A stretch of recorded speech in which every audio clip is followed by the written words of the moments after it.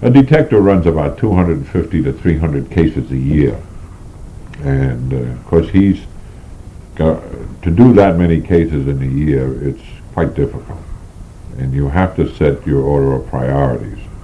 And usually you'll try to figure out, when you go to a crime scene, you try to make a judgment of whether there's going to be any, whether you're going to be able to come up with anything on this, whether you're going to be able to recover property, whether you're going to be able to come up with the perpetrator, and you make these judgments. And many of them, you can look at the scene and you know that, except if something unusual happens later, that this is one that it's just going to be a statistic, you know.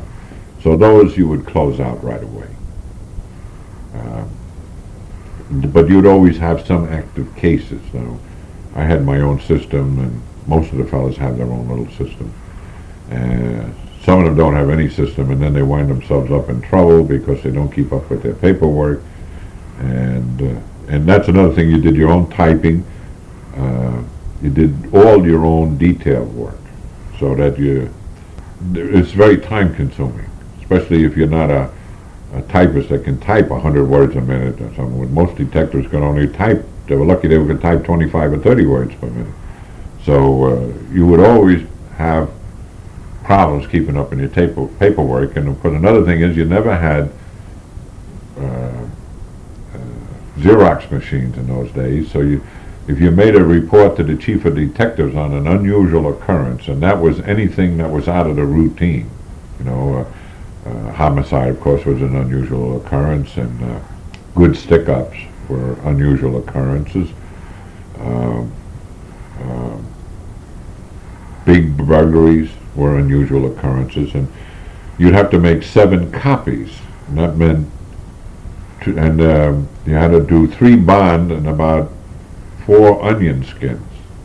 And you make one mistake, or we weren't typists, you know, and it had to be perfect. You had margins, you had no stamp overs. They didn't mind erasures as much, but if you erased it and you punched a hole in the paper, you got to start all over again. And they had a regular format you just have to try to fill out. But the format meaning the from, to, subject, and all that kind of stuff.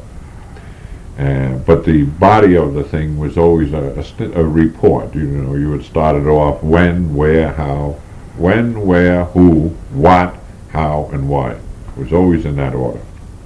And you would have to have 3 copies delivered down to the headquarters by the next morning. So you spend time typing these reports out. So you've got the cases, you're investigating the cases, and you're doing 250, 300 cases a year, and you always got about 15 cases active at one time. So you're constantly trying to, what's your next move on your next case? Generally speaking, it doesn't pay for anybody to do one case at one time, because there's always not that much action in a case. There's periods of time when the case stands still, when you're waiting information, or you're waiting for something to happen, or something like that. So it keeps you busy, you know. And of course, you're working. A detective used to work from the first day he would work from 8 a.m. to 5 p.m. On the second day, he would work from 5 p.m.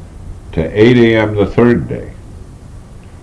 Then he would be off at 8 o'clock in the morning, and then he would be off the following 4th day, and on the 5th day, there would be his, what we called the free day, or patrol day. It was a day that you could do your investigating, or the days that if there was a stick-up team going and hitting liquor stores, they would want to put a stakeout. We used to call them plants. Today they call them stakeouts because of TV. It sort of stuck that name on it. But you would do stakeouts on those days. And if the boss saw that there was a series of stick-ups, and he tried to anticipate what area they would hit, the stick-up team would hit the next day, why, he would plant or put the stakeouts in these liquor stores. And you'd be in the back of the liquor store and waiting for somebody to come in and stick them up. And then when they come in and stuck them up, why, That's where you usually have your gun battles. So you had to be very careful. So that was their hours, and if you figure they worked 4 out of 5 days, basically, but there was no clock. You know, you'd do a day duty from 8 a.m. to 5 o'clock.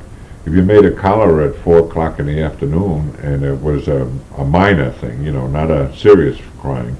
If it was serious, why, you'd have to fingerprint him and get his picture taken and all that, so you probably would go through supper time and maybe not get home until 8 o'clock at night. But then you had to be back in the next morning at 8 o'clock in the morning to pick up your prisoner to take him to court. That still means you still got to come to work at 5 o'clock and that night for your night duty. Or you might, but if you had a minor case, you'd have to go to night court, if it was a petty larceny or something like that. If you worked the night duty from 5 o'clock until 8 o'clock in the morning, why, if you made any arrests that night, you had to go to court the next morning. So you'd have to pick up your prisoner at 8 o'clock and get the pictures taken and then get him to court, have the complaint drawn up. And then you have to wait for your case to be called on the calendar. So you were lucky if you got out by lunch break, 1 o'clock.